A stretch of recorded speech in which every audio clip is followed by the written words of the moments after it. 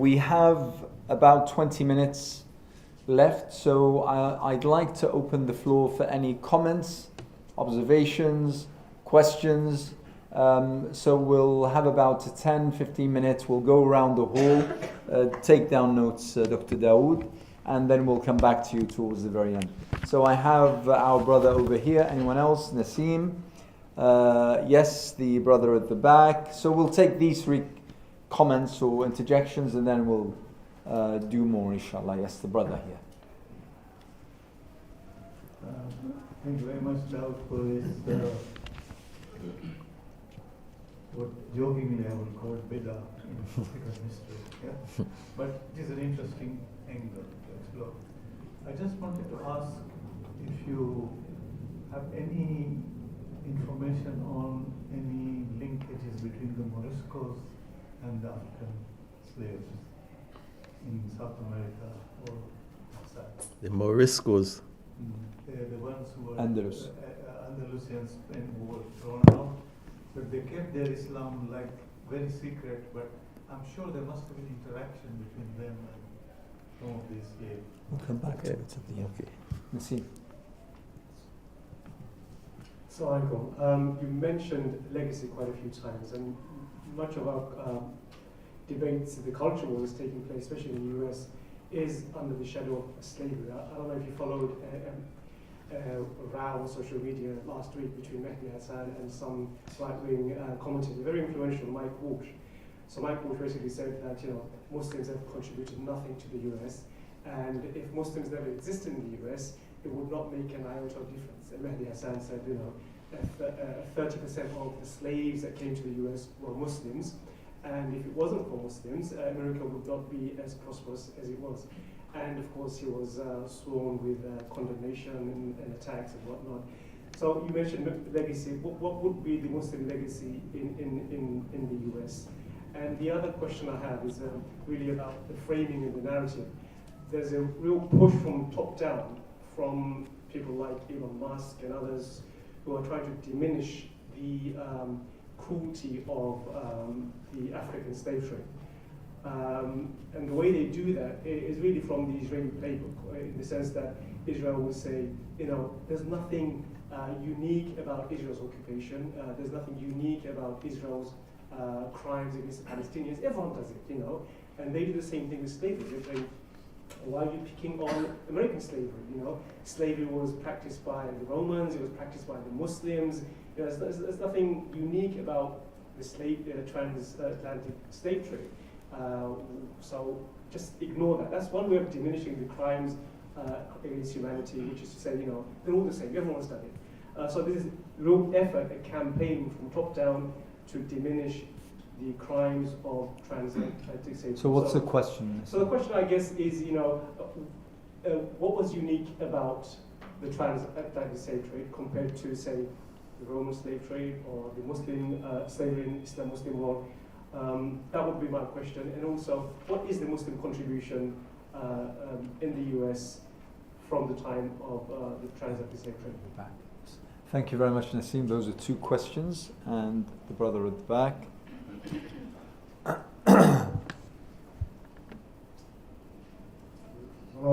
Alaikum assalam. First of all, I think we should try to rephrase the term African slaves. We should just call them enslaved Africans, because they were free.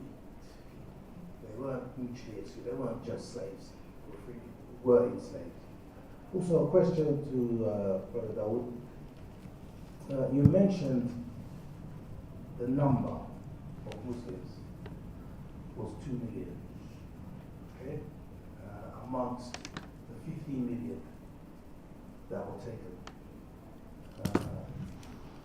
I would, and I've always doubted that, because if you look at West Africa then, and you look at West Africa now, that very region is at least 60% Muslim at the moment. Yeah? So if you're talking about Senegal, it's 90%, Gambia. If you're talking about Nigeria, even Ghana, all these places, they have a very, very large Muslim population. So I think the number which I don't know, I can't tell you, but the number of Muslims taken was a lot higher than what's being claimed. And some people are saying it was 30%. I think it was a lot higher than that. Thank you. Okay, let's take those on board. So the first question is regarding whether there is a connection with the Moriscos and Moriskin. There is a connection in the sense that some of the Muslims in the Iberian Peninsula, who are referred to as Moors, were sent to the Americas as a form of punishment. And labor also was a factor. You know, once the new colonies were set up, there was this need for labor. Eventually, when they killed out the Indians, the indigenous people, they had to turn elsewhere, and they had to get cheap labor. But they did send some of the Muslims, the so-called Moors, to the Americas. The atmosphere, the hostility between the Muslims and the Portuguese in particular was very noticeable.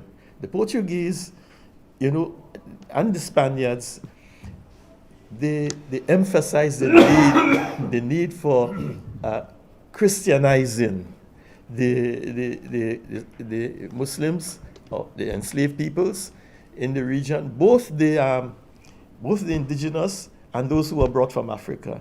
Columbus said to the crown, he said, what? We would bring back to you not only the treasures of the Americas, but also, you know, souls, limitless souls to be brought into the Christian faith.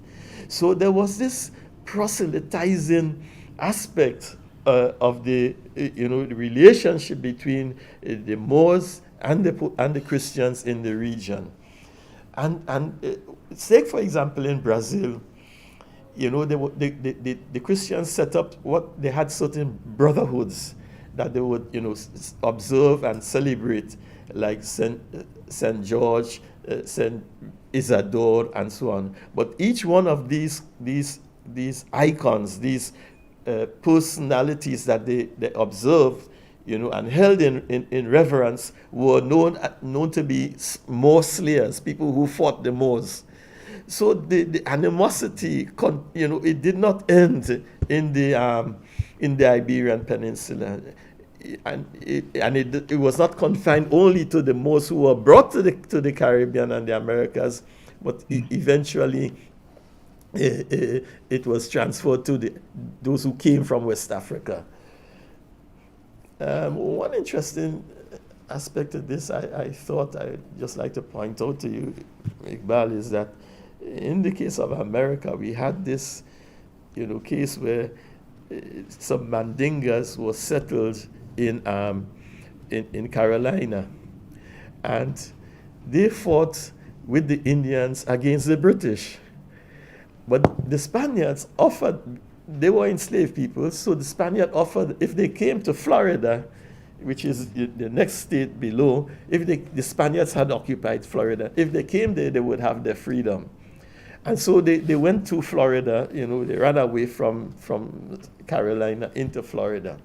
And the Spaniards gave them not only sanctuary, but a piece of land which was eventually called Fort Musa. And but the point I want to make here is that the Muslims, they played against, they used the conflicts between the Europeans to their advantage. You see, after they joined forces with the Indians against the British, and then they joined forces, you know, with the Spaniards against the British. However, it did not benefit them to the degree that they wanted. The leader, who was a Mandinka Muslim, he was called Francisco Menendez. He led that group for 40 years. He led them for 40 years, but he was never given his freedom as he was promised. So that was an aspect of the confrontation and the relationship between the Muslims and Christians from a religious point of view in the Americas. But as I said earlier on, in Brazil it was very distinct, very clear, the transfer of that conflict, that animosity from the Iberian Peninsula into Brazil. It was very, very clear. Let me, if I may. Yes, of course. Yes, go ahead, Shaykh Abdullah. I want to make a comment on this point and then deal with the next question for time's sake. When the Spanish were torturing people in Al-Andalus, Spain and Portugal, in what is called the Inquisition, people who could not bear being burnt to death accepted Catholicism, but inside, the Muslims, the ones who held their faith inside, they were called Morescos. So that's where the term comes from, for those who may not be familiar. The Jews who kept their faith inside were called Morenos, right? Crypto Jews, Morenos. And so these people were much of the galley slaves and the workers on the boats that came across the early Portuguese Spanish boats, were filled with Morescos and Morenos. Some even say that Rodrigo de Triana actually sighted land before Columbus, and he was a Moresco. And so there's some documentation about these people landing in Saint Helena, which was a Spanish colony in Florida, and then going up into the mountains of North Carolina. Also, one of the famous British naval captains, captured 300 of these so-called Moors, Turks, and left them in America as well. And so the group is called Melungeons, the Melungeons.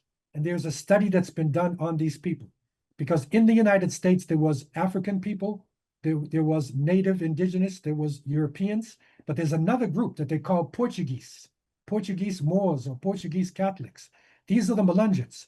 And it has been proven through the DNA that they're actually connected to the Morescos, connected to people in Spain, Portugal, North Africa, and even into the Middle East. And in terms of America itself, people would say, okay, what did Muslims do for America? When the United States was 13 colonies, remember, it was not always a huge piece of land. It was 13 colonies. The first country to recognize the United States was Morocco. And it was the Sultan of Morocco, Moulay Mohammed. He made this agreement with George Washington, President of the United States. And this agreement is still existing in Tangiers, in Morocco. There's a museum for it, where it was a treaty. The Muslims recognized the United States, and Muslims, fought in the Revolutionary Wars. There are Muslim burial sites, even, in the Civil Wars, in World War II, all throughout, America. There is evidence coming now that Muslims have been part of this society. And it's interesting because, the Melungeons, you might say, okay, Melungeons, so you got some Muslim relatives. Who's famous amongst the Melungeons? Okay, one of them was Andrew Jackson, President of the United States, was a Melungeon. Nancy Hanks, the wife of Abraham Lincoln, was Melungeon. Okay, and one of the most famous Melungeons, who many young people used to love, Elvis Presley, was a Melungeon. See that look in his face? Okay, so Muslims were all over America, all over these territories, but our contributions have been squashed in this wrong reading of history. Jazakallah khair, Shaykh Abdullah. And we'll move on to what Naseem asked. Naseem asked two questions. Sorry, do you want to? No. Yeah. The second question is about the legacy. The first question was about the legacy of Muslims in the US, but the second question was about Israel saying that this is nothing. The pro-Israeli American white commentators. Slavery is universal. Muslims are guilty of slavery as much as the West. Why are you comparing these two? It's universal phenomenon. Slavery has been, practiced by many societies from time immemorial, but the Atlantic slave trade is unique in the sense that people were not, they were derided of their humanity. It was denuded of their humanity, taken away from them. So, as I said, in the beginning, they were classified as mere chattel. And when you look at the inventory of a slave master, the slaves would be in that inventory along with, cattle, and all other properties. And that is the distinguishing factor. However, it was also in its brutality. The horrors that people had to endure under that system was not recorded anywhere else, as far as we know. So that is the distinguishing factor about slavery in the New World. Of course, it continued for 300 years, and without that system, you would not have had the British Empire or the French Empire. They were built on what on the labor and the blood of the slaves. And in regards with Muslims' contribution, the Muslim legacy in the US? Well, Abdullah. Oh, he answered that. Okay, that's fine. We'll move to the question posed regarding the numbers. It's hard to settle on a specific number. 15 million. The other sources that give a smaller number, and that it was, so that's why I said these are estimations. But you have a good point that, most of that region from where the slaves came from are today, and from the last 2 centuries, primarily Muslim areas.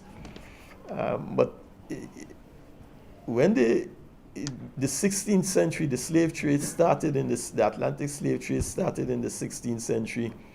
It was not as predominant. Islam was not as predominant as it was 3 centuries later.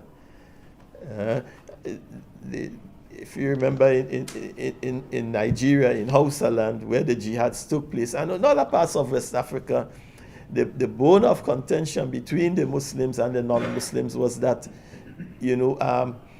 Muslims were made subservient to non-Muslim rulers. So there is a case to be argued that although there was a Muslim presence in many of these places in Hausa land and across the West African region into the Senegambia, still Islam had not spread, to the degree that it is today. There were still large communities of what we call animist or pagan societies. I have Professor Paul Reynolds, and I have Jamil Sharif, and I have Ahmaduddin. Sisters? Yes, I'll have, your name is? Mona. So those 4 questions. I'll start with Paul. Thank you very much indeed for the presentation and for the excellent book, which I shall enjoy reading. My name is Paul. The rebellions, regardless of where you are, always have a 2-sided coin. One is the oppression and evil of the oppressors, if you like, and the other is the memory of what things were like before the oppression. It's a motivator. But I wanted to ask your thoughts about a particular problem, which is not only in Europe, but also across Africa. People's knowledge of the pre-colonial history is rather skimpy. In fact, in many parts of Africa, in schools, you would think that history started when the Europeans arrived. It's an extraordinary thing. In Nigeria, people don't know about the knot culture. People don't know that when the Portuguese arrived in Ghana, they were astonished to see goods, traded goods from the Middle East. And so is there something that can be done about this, both in Africa and in Europe, because the psychological effects of understanding what things were like before the colonial period can be very substantial. Thank you very much. And Jamil, if I may. Thank you, Paul. Thank you, Brother. I've got two questions. Firstly, in present-day Brazil, I think in your book you mentioned the rebellion in Baja. And in present-day Brazil, Baja is one of the poorest parts of Brazil. So I was wondering whether, though there may not be any Muslims there, that region still bears some sort of punishment of the main Brazilian state because of that memory. And my other question is to do with the last chapter of your book, in which I just felt there was a hint of regret when you talk about the disconnect between the traditional Islamic movements and what happened more recently. And am I right? And if you could comment on that further. Thank you. Thank you very much. Behind you, Muna, I'll take, and then I'll come to you, Ahmed. Assalamu alaikum. Alaikum assalam. Congratulations, Dr. Daud, for the book. Can't wait to dive into it. I have one question. You mentioned how West African Muslims resisted oppression. My question is, what lessons from this story do you think can inspire people today who are still fighting for justice and equality? Thank you very much. And then to the end of the row, thank you very much. To Ahmed. Yes. Assalamu alaikum. This is to kind of encourage future scholarship. I've seen at a quick glance at the book, there's some primary references or sources referenced in the back of the book. I'm just wondering if there's any manuscripts that haven't been looked into, any libraries that we haven't had access to, or any museums where such manuscripts are kept away from the public, especially with the library in Mali, for example. How much of that has been preserved and how much of that has been actually looked by scholars? It would be good to see future scholars contributing to this knowledge. Thank you very much, Ahmed. So Let's stop here. yes. Okay, I take this one from Ahmed Okay. first. Yeah. A lot of work is done by the Sankore Institute of Islamic Studies, translating documents not only from Mali, but primarily from those from Sokoto region, the Sokoto Caliphate, and that is a lot of those documents still exist. The thing about the Sokoto Jihad is that it was inspired by an intellectual a movement. The leader, Sheikh Uthman Dan Fodio, between himself, his son, and his brother Abdullah, they wrote over 250 books. In the Caribbean, for example, in Jamaica, Sultana Afros, she refers to a wathika. Sheikh Uthman Dan Fodio had written a wathika li Ahli Sudan in 1789. Sultana Afro says that this wathika was found in Jamaica and widely circulated among the Muslim slaves. We don't know if it's the same document because in that document, Sheikh Uthman was calling for, rebellion against non-Muslim rule and return to Islam as it was taught by the Prophet, peace be upon him. But the document that was found in Jamaica at the time of the uprising in 1831, it was burnt by the wife of one of the leaders, the plotters, if we may say, of the revolt. So there is, a mass of intellectual legacies that still exist, in West Africa, in Nigeria in particular, and in Mali. And, scholars are now working on them, translating them into various languages, including English. Brother Jamil, you spoke about Bahia and the poverty. Yes, because there was a reprisals, the reprisals for the uprising in it. And mind you, in Brazil, although 1835 was the major uprising, between 1806 and 1835, there were about 30 other, rebellions in Bahia. So it was a period of instability, of turbulence, and after the 1835 rebellion, there was this massive, suppression of the Muslims in Bahia in particular. Some of them were either forced, some of them went to Rio de Janeiro, went to Recife, other parts of Brazil, because of the reprisals, the punishment that was meted out to them, in the sense that some of them, they could not rent homes.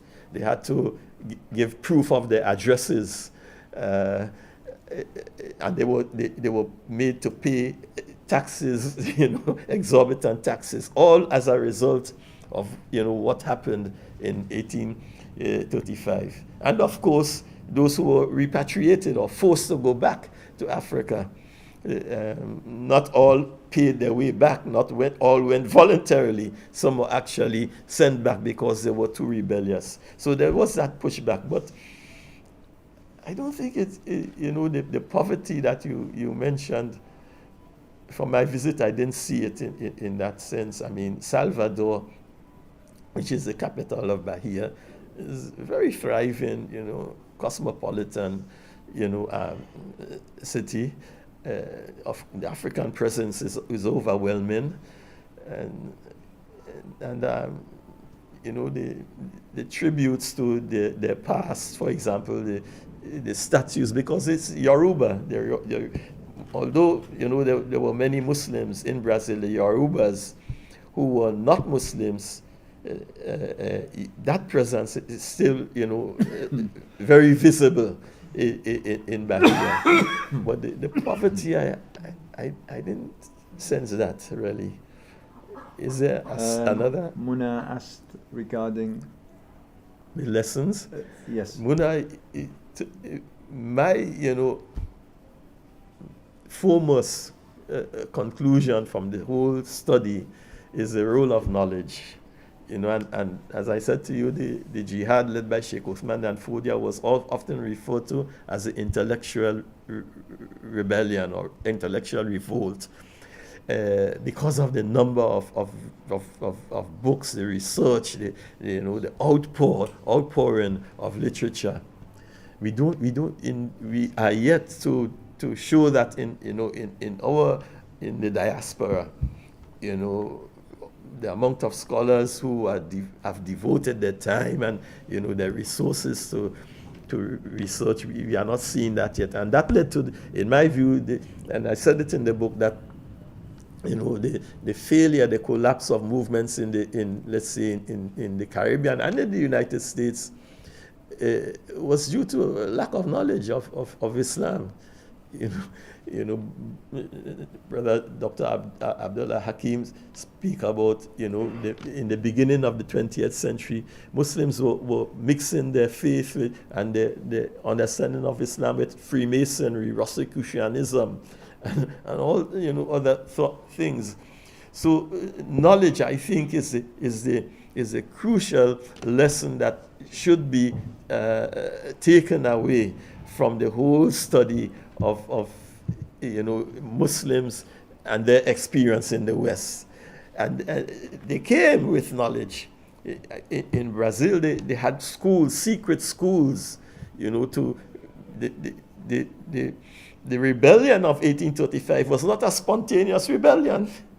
It was planned, and people secretly, they plotted, they learned things in schools, and ultimately, they took the decision to stage a rebellion. So the Caribbean and North America, you would find people who became Muslims 40 years ago, 50 years ago, and the knowledge of Islam is still, very, very limited. And that is, something we have to overcome. It's a challenge, but we have to overcome that. Professor Reynolds asked about the issue of the rebellion and its relationship as a driver. Yes, and the people's knowledge of pre-colonial history, especially in Africa, Yeah. which is not very deep, you might say, and people's knowledge of the history of Islam in Africa before the Europeans arrived is simply not even really taught much in schools in Africa. Yeah, and in the West too, as I said, at the beginning, I studied history at O level and A level, and there was nothing about Islam. I didn't know there were Muslim slaves in the Caribbean until after leaving secondary school, even though I studied A level history. So that is a weakness. That is one of the legacies, from the whole experience. We were not taught our history as we should have. Having said that, some of the slaves were scholars. You had people like Umar Said in America, in the United States, who was, although he was enslaved, he was a distinguished scholar, and he translated and wrote, scholarly works. So you had that. In Africa itself, well, I pointed out the case of the Sokoto jihadists, Sheikh Uthman and his brother and so on. They wrote, prolifically. There's 250 books between themselves. But also Edward Blyden, when he traveled, Edward Blyden, this missionary, he traveled throughout West Africa, and he made a distinction between what he saw in among the Muslims, and what he contrasted what he saw among the Christians or animists, and what he saw. He knew instinctively when he was in a Muslim setting, the level of knowledge, learning, and competence. And this is why, the Portuguese in particular, they preferred, although they hated, the Muslims, they took them because they were literate. And the Portuguese were illiterate. I mean, most of them could not, do basic things. But you had a lot of slaves who became bookkeepers, for the Europeans, and they were more competent than the people in the big houses. So it's one of the anomalies of the whole thing, that many of those who came were quite literate and skilled in various areas. So that's why in Brazil, you had this class of semi-independent African slaves, semi-independent in the sense that they worked as tailors, masons, carpenters, shoemakers, etc. And they paid away what they earned. They paid part of it to the slave master. You see, but they saved from what they worked in order to buy their freedom and to buy the freedom of others, and even to return to have repatriation. So.